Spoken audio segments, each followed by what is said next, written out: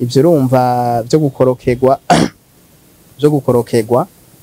ngo nukwera ngo cordon umbilical uruzogi iryo bita uruzogi ngo rwatibukiye ku gitsina ciwe ivyo oye nukuri c'est pas prouvé scientifiquement.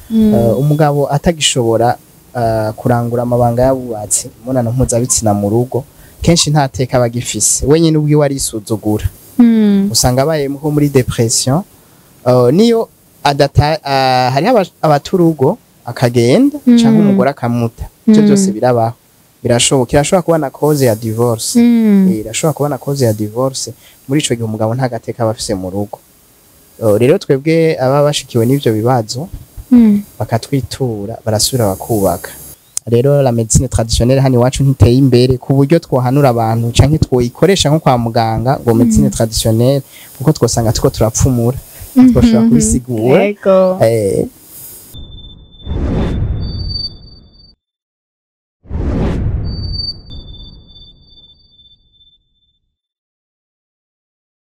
Hello bakunzi ba Akamo TV, hope yuko muguwe neza mwese aho muherereye.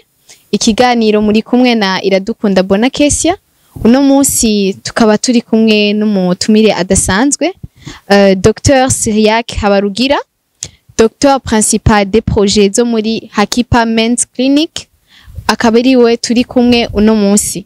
Hama hari byinshi aza kutuganiriza ko, reka tumuha akanya aramutse abakunzi bacu yongere yidondore kuvyo ntoba navuze. Karibu. Nitwa Dr Habarugira Cyriaque, nkaba ndi Docteur principal des projets zo muri Men's Clinic. Mukije ariko barakurikirana Akamo TV. Yego murakoze. Neza ntimwihe konyene. Merci beaucoup. Hama Docteur, twashaka mutubwire Hakipa gisigura iki? Kubera iki Hakipa? Ivuriro ryanyu ryitwa Hakipa? Hakipa bivuye mu izina rya initiateur Domaines Clinic mu Burundi yitwa Hakizimana Pascal. Donc Hakipa bivuye muri Hakizimana Pascal.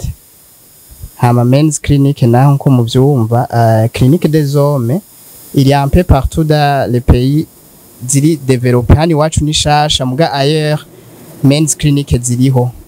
Eko initiateur yongeye ko iyo Hakipa bisigura Hakizimana Pascal no est prénom de l'initiateur.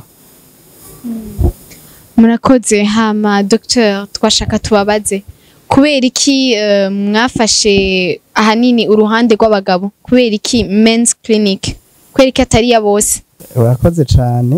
Gituma Men's Clinic twasanze hano mu Burundi abagabo, ingorane z'abagabo ziriho kwa muganga, baritura ibibazo byabo, ingwara zisanzwe zifata abagabo mu bijanye na santé sexuelle. Ico gisata re nta gihari mu bitaro dusanzwe tumenyereye, haba privé canke public, nta bihari, nta gihari ico gisata, nta gihari. Rero ico kibazo kiriho, twabonye ko ari kibazo gikomeye cyane muri société burundaise gikeneye gutorerwa inyishu. Rero inyishu iri muri Men's Clinic. Muri Men's Clinic tugira prise en charge y'izo ngorane, izo ngwara. Muri Men's Clinic muravuze ingwara zifata abagabo, izo ngwara ni izihe mufasha ngaha muri Men's Clinic? Muri Men's Clinic ku buryo bw'umwihariko turavura ingwara zo twita les troubles de l'érection masculine. Sinzi mu Kirundi biraza kungora gato ariko ndaza kugerageza. Ni ingwara zifata abagabo zikababuza kurangura imibonano mpuzabitsina nkuko bitegerezwa. Izo trouble tuzisanga kenshi ku bagabo b'imyaka ingahe? Ni kuri bose, abajeune n'abagabo bakuze? Ku myaka yose birashobora gushika, ariko cane cane age avance guhera kuri 45 kuduga. Ni facteur de risque, ni baba bafise amahirwe menshi mabi yo kugira ico kibazo.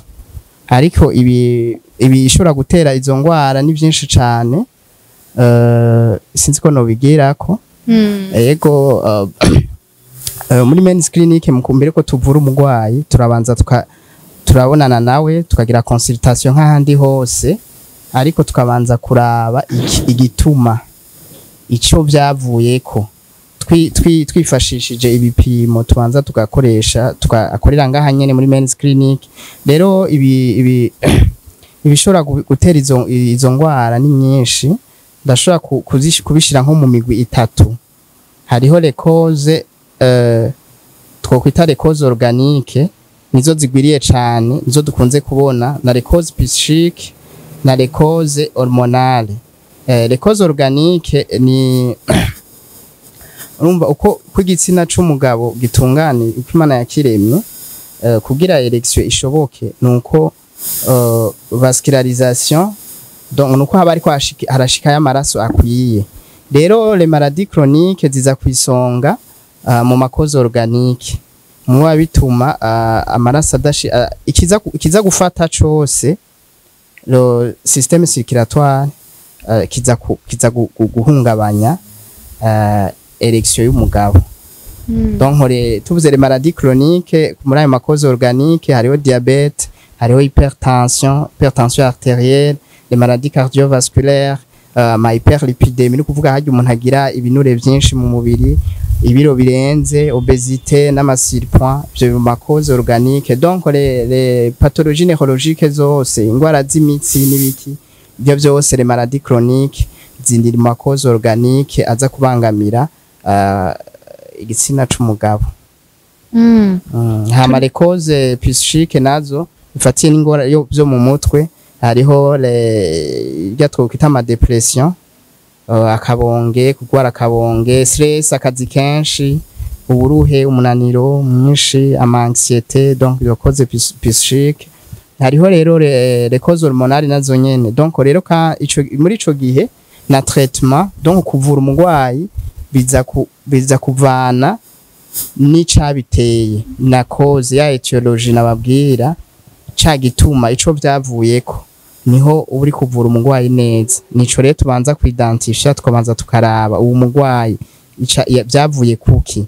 Rero muri izo ayo ma trouble de l'érection hariho ama éjaculation précoce, impuissance partielle ou totale.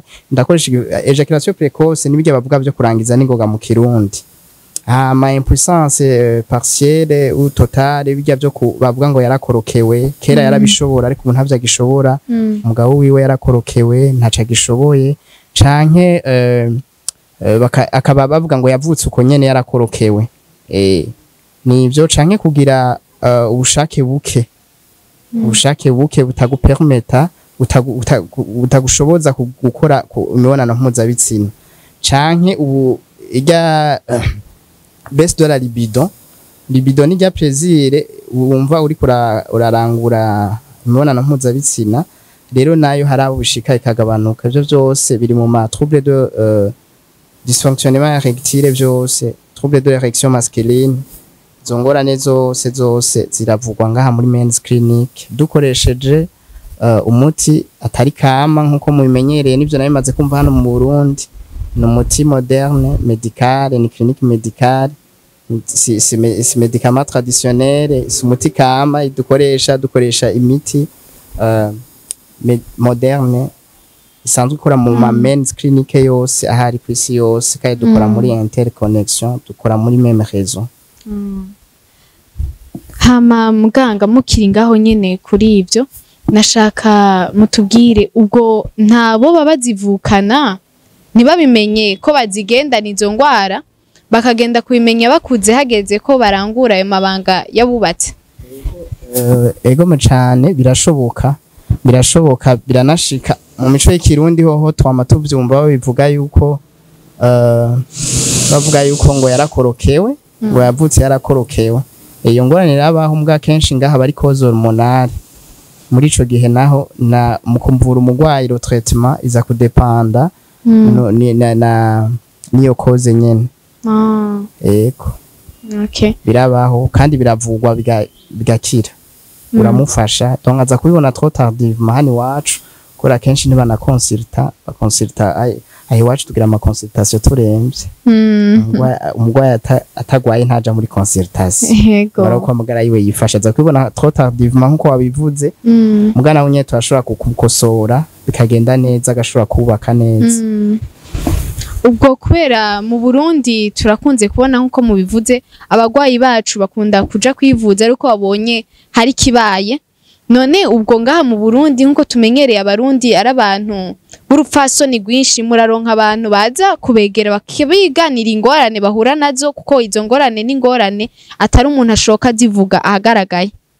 Yego nkuko bivuze ikintu ca sexualité mu Burundi kiri tabu ntibikunze kuvugwa niya bikubwiye n'umuganga bashaka kumenga yokongorera ariko je nagomba guhumuriza abantu ni bugwayi nk'ubundi kandi bufise ingorane niniya cane nk'umudiabetike nk'akaronda guha karorero umudiabetike ageze kuri iyo complication ko ni complication ashikako à la longue ageze kuri iyo complication yaho agira nka impuissance ikintu ca mbere gituma umugwayi wa diabetike umugwayi wa diabete ahungabana umudiabetike ahungabana agira ico bita adecompensa isemi bikaduga ikanagora n'umuganga ariko aramukurikirana ni stress nko muri ico gihe yaca yinjira muri stress ya diabete bigacigorana kujera aca yivanga na stress y'urugo kubyo yahora abona ashoboye atakibishoboye bivanye nuko na comportement umugore wace ko aciye yifata ugaca usanga aca ahwera n'ingoga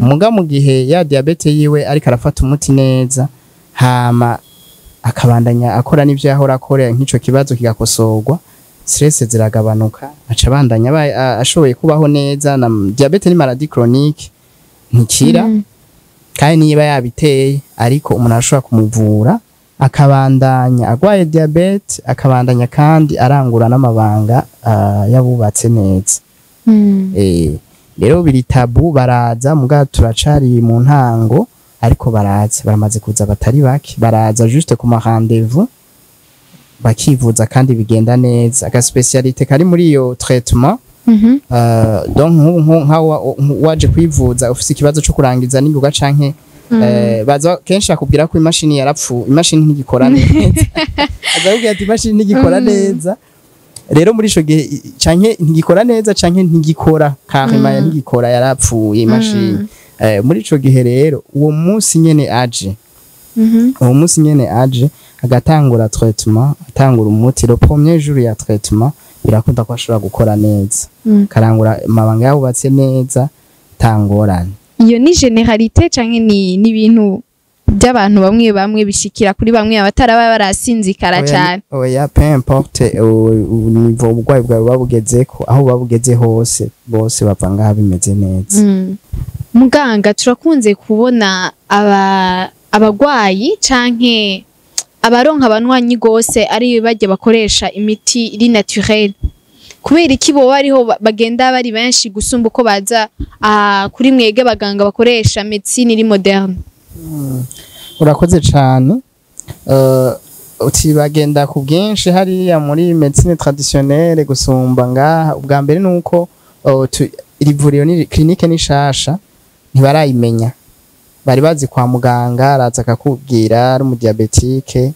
afite ico kibazo akaza akakubwira ko imashini itagikora hama umuti umwandikiye akagerageza akabona nta kigenda hama acagira urwaye acaza kurondeza ahandi baragenda ku bwinshi hama ica kabiri abarundi turacafise akantu ko kuraguza k'ubupfumu ikintu traditionnel kama turacirukira cane gusumba medical n'ubu hariho abagwayi usanga à l'intérieur du pays hagati mu gihugu umwana ashushe abanza kumutwara kwa rumenyi mbere yuko amutwara kwa muganga kandi agwaye malaria mugu biko biragabanuka abarundi twabijukiye kwivuza kwa muganga biriko biragabanuka yego nico hama imiti kama je no batumirira sino babwira ngo bareke kuyikoresha kuko kandi ngo canke ngo bayirukire kuko nta vyigwa birakogwa kuri iyo miti kama tumenye le principe actif tumenye ko biza kugenda kuko ntuza kuvura tumenye ingene uza kuvura donc ntuze ya mécanisme d'action ya uburyo uza gukora mu mubiri w'umuntu ivyo nivyo vyigwa bitaraba rero la médecine traditionnelle hani wacu ntiteye imbere ku buryo twohanura abantu canke twoyikoresha nko kwa muganga ngo médecine traditionnelle kuko twosanga tuko turapfumura twoshobora kubisigura hama muganga muvuze ngo niho irishasha ni men's clinique irimwe nivura avec médecine moderne yonyene ngaha mu Burundi canke mu gisagara caca Bujumbura. Yego hano wanashima hano mu karere ni yonyene. Yonyene yego men's clinic yonyene hano mu karere nitanguye.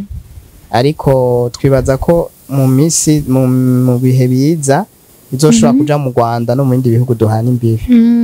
Muga biciye kuri iri ngaha mu Burundi. Biciye kuri iyo mu Burundi nizo vyari izindi zizoza.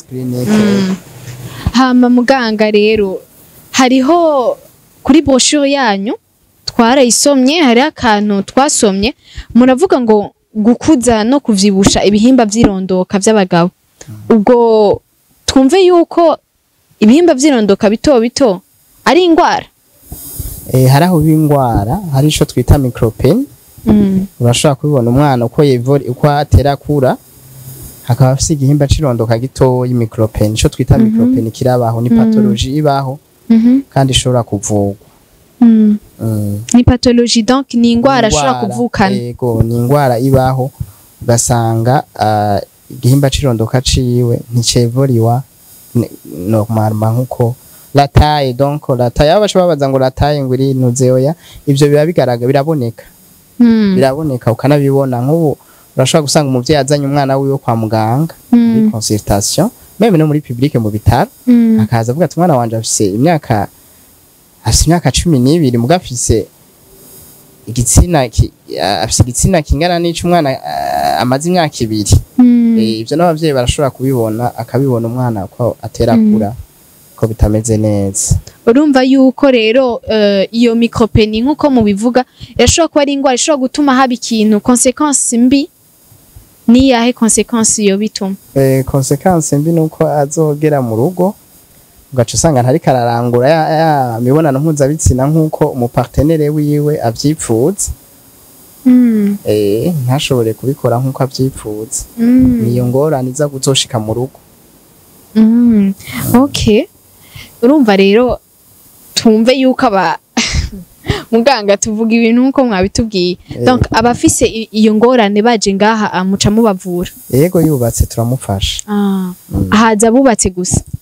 Nko kuri kaya micropene utarubaka nitwo kwakira. Twoguhanura yuko uzogaruka wamaze kubaka. Kuri kaya micropene kuko ucumenga uriko utuma umujana mu ntuze mu busambanyi akiri ataragera. Yego hama twabonye yuko mugira prise en charge ya trouble de l'érection masculine nkuko mwabitubwiye. Donc iyo trouble ziva kuki kenshi mwatubwiye ama pathologie psychique hormonale mu Burundi uko muhazi aha ni Bujumbura nta tuvuga abagwayi bagaruka bavuga ibintu bisa kwera region twaba turimo. Ego nk'abagwayi tumaze kwakira benshi ico dusanga bivako kenshi n'amantuze n'ama cause organique hamwe nakubwira bwa mbere les causes organiques nizo ziza kwisonga nka 90%. Ni n'ama cause organique abavuye kuri ni zirya maladie chronique ama diabete hypertension maladie cardiovasculaire obésité surpoids. Ni ivyo les causes psychiques aussi mugabo kwisonga haza les causes organiques. Kenshi bavuga ngo inzoga ngo itabi inzoga ntizitera ama trouble de l'érection directement.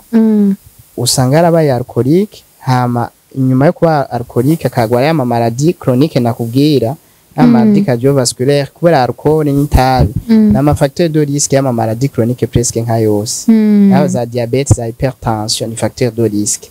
Rero akaca yibaza ngo yanyoye inzoga nyinshi. Yego niko yanyoye inzoga nyinshi agwara diabete agera canke hypertension hama aca les complications inkurikizi mbi zakurikiye niyo ntuze ya niyo trouble de l'érection nuko imashini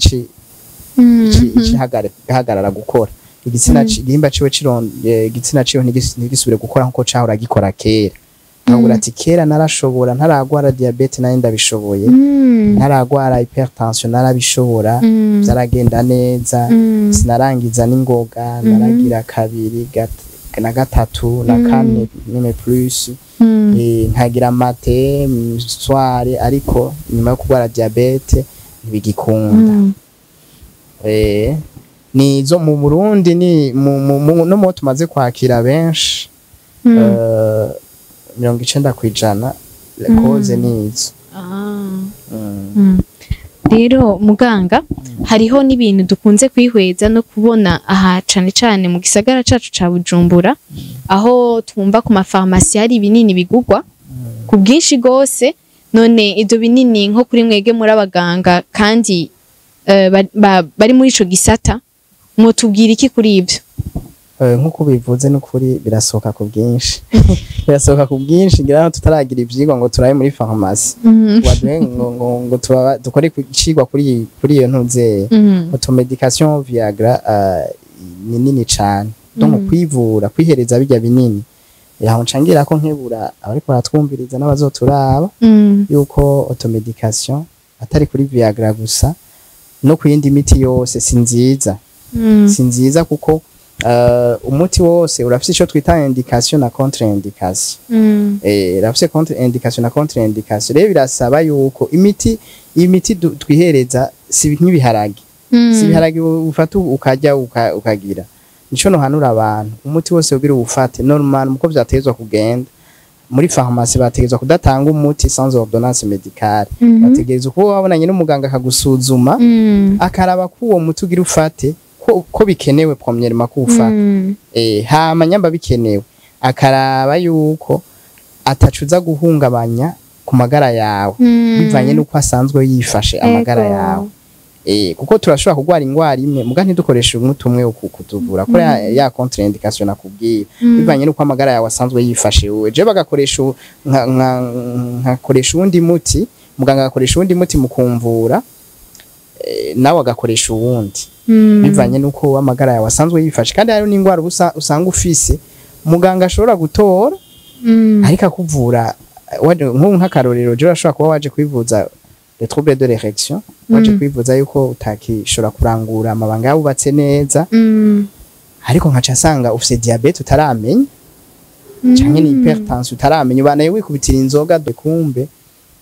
ntavyo rero nico ciza cyo kubonana n'umuganga automedication bashobora kugira n'ingorane meme bariko barangura ayo mabanga yabubatse ugasanga yagize ingorane ugasanga bibaye nabi cane ico gituma rero atari nziza twubahamagarira kwivuza kubonana n'umuganga ubwa mbere imiti si commerce ntiyategezwa kuba commerce cane oya bategezwa gufata umuti ari uko muganga aguhaye uruhusha rwo kuwufata. Yego.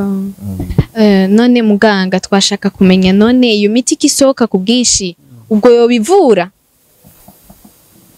Je ndamaze kuganira kenshi n'abagwayi baba barayifashe kandi benshi baza kwivuza burya baramaze kuyifata. Barayifashe kenshi uza kumufasha muri ukajya kanya nyine. Kajya kanya ufashe ni uza kumufasha bukeye c'est fini nta kintu na kimwe na kandi araza kugira dépendance cyo twavuga dépendance mu gihe cyose naho natumwe yaragishoboye buke atakaronse ntibikunda igacika nka drogue au Viagra ku buryo miss yose chaque fois à chaque rapport sexuel akeneye kurangura amabanga mpuzabitsina miss yose azobanza kugafata niyo ngorane ha murumva le traitement kubera uruhusha rwo kwidandazwa yatezwa kwandikwa n'umuganga yabonye ko bikenewe muga twese yo dukoresha ngaha dukoresha umuti dukoresha twese mu men's clinic yose hari ku isi yose kandi wizwe n'abahinga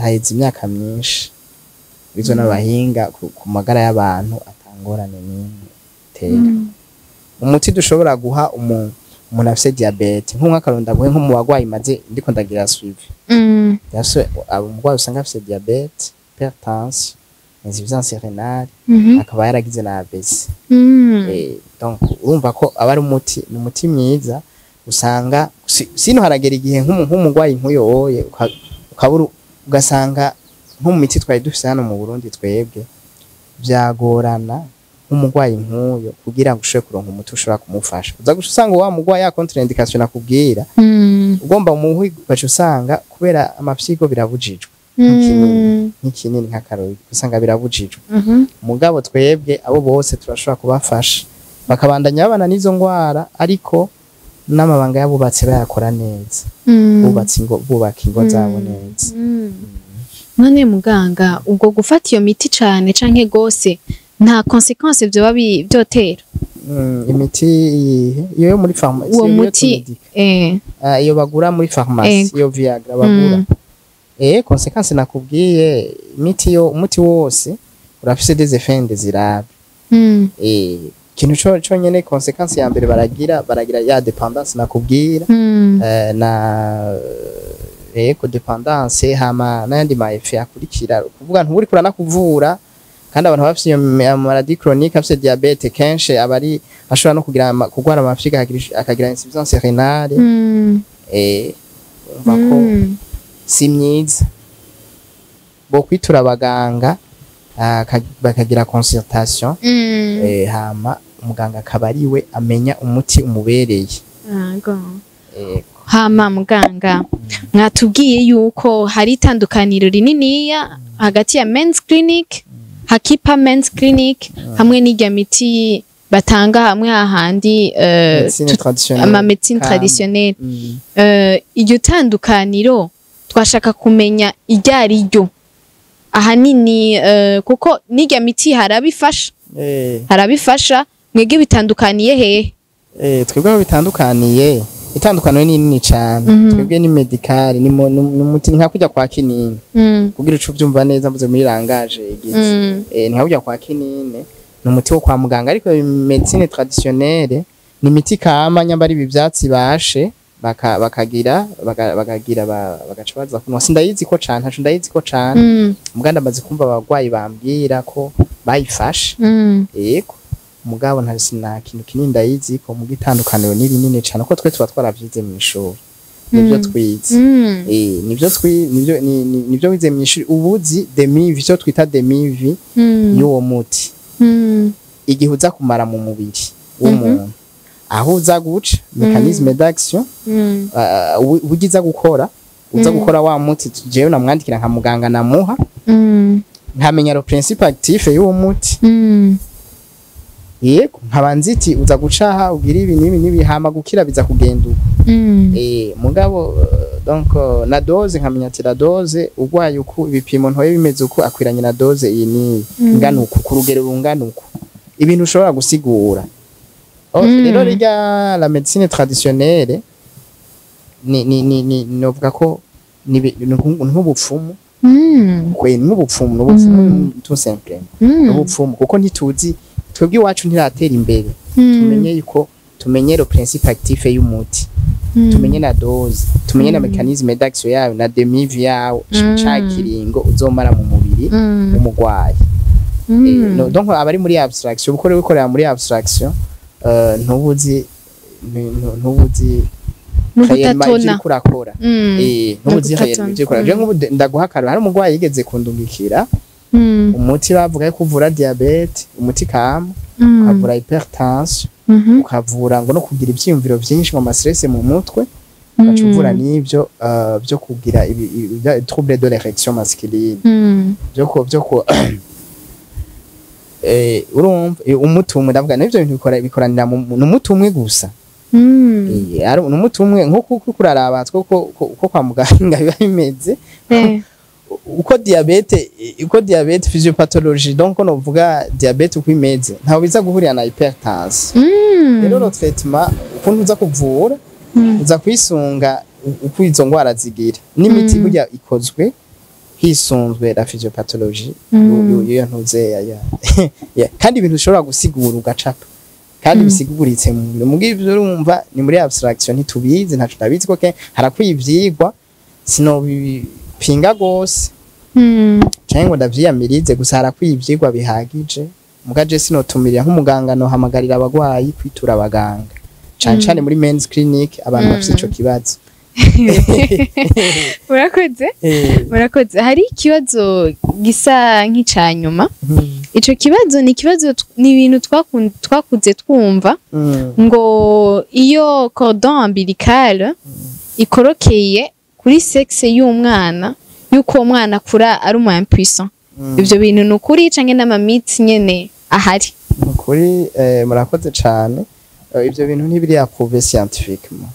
Biri muri société burundaise ko nk'ubu we ntiturumva nk'umwana w'umufaransa ngo gwatibukiye ko ngo yaciye akoroke kandi nkuko ndabikubwiye mu ishure vraiment ivyo ntabwo twavyize.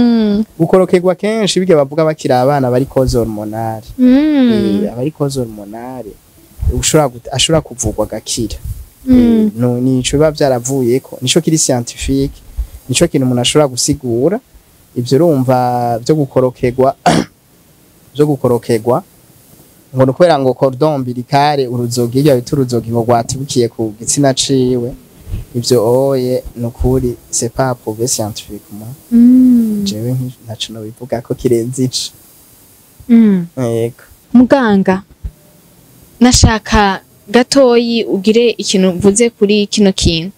Kenshi abagabo benshi bafise izo ngorane usanga ari abagabo bikumiriye gose kubera yumva yuko hari ico atagishoboye, ugasanga ariko ararondeza rimwe na rimwe ugasanga agiye hanze canke ahandi nawe bikamutera depression. Bamwe bagasara kubera yuko kuko ico ni ikintu kiri gose ku mutima w'abagabo, kubona urugo rwe rwifashe neza au niveau sexuel aussi, amabanga yubatse akayarangura neza. Yabona ko bitagenda neza biramwonona muri we, mu vyiyumviro no mu mutwe. Hari ico mufise mu bivugako? Yego urakoze cyane. Nkuko bivuze sinzi ko babibonye no kuri ako ka depria kacu biranditseko ngo kaze kwa muganga akazivyura dusubiza agateka abagabo.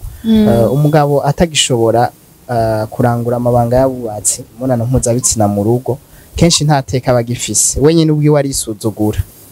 Usanga abaye muri depression. Niyo hari abaturugo akagenda cyangwa umugore akamuta. Cyo byose birabaho, irashobora kuba na cause ya divorce. Irashobora kuba na cause ya divorce. Muri ico gihe umugabo nta gateka abafise mu rugo. Rero twebwe aba bashikiwe n'ivyo bibazo bakatwitura barasubira bakubaka. Mugabo usanga ari couple ari ingo zaciye mu bibazo kubera ico kibazo nyene nawe uracumva. Kubera iyo ngorane yabashikiye mu rugo kuko bigishika reaction y'umugore ko n'umugore aza kuvyakira biratandukanye. Hari abihangana hari abihangana bakaguma mu rugo abavuga mu magogwa no mu mahirwe. Hari n'undi ashata urugo caga shitangura kurondera kimwe abuze hanze uco usanga ari umugwi w'abantu. Abo bagabo ari umugwi w'abantu bashobora gukarirwa, bashobora kugira ibibazo bagakarirwa n'umugera wa sida. Nico gituma twaciye tubishira imbere turawupima ngaha twongera tukabafasha ari uwo dusanze arwaye tukamufasha gukurikiranwa neza. Kuko umugore wiwe agiye hanze ivyaza ashaka kuzana indwara bitandukanye kandi yagiye kubera kimwe amuronderako bo bataca gishoboye kubera ubugwayi. Rero umva ko ni ikintu ciza cane, ni ikintu gikomeye boza kwivuza